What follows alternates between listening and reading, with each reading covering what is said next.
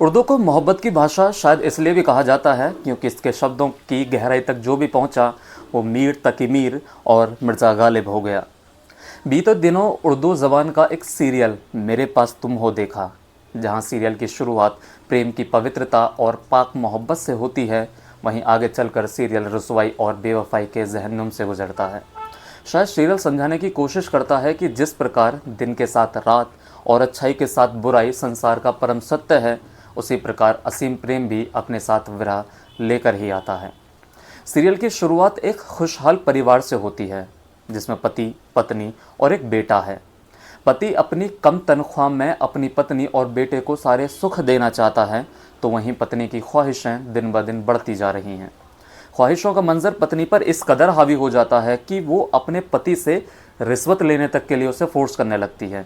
इस पर 4 लाइनें याद आती हैं कि तरक्की की फसल हम भी काट लेते, अगर थोड़े तलवे हम भी चाट लेते, मेरे लहजे में जी हुजूर न था, इसके अलावा मेरा कोई कसूर न था।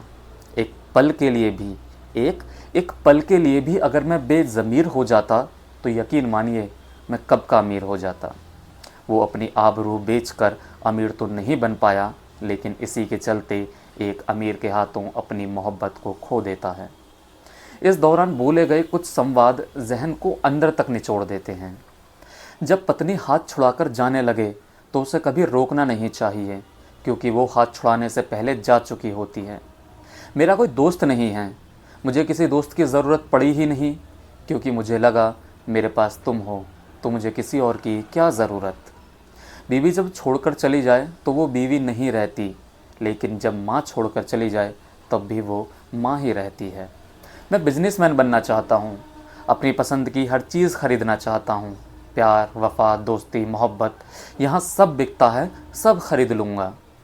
अंत में लड़की का धोखा खाकर वापस अपने पति के पास लौटना और लड़के का कहना, जब किसी चीज़ को कोई और छू ले तो वो चीज़ मेरे हाथों में अच्छी नहीं लगती।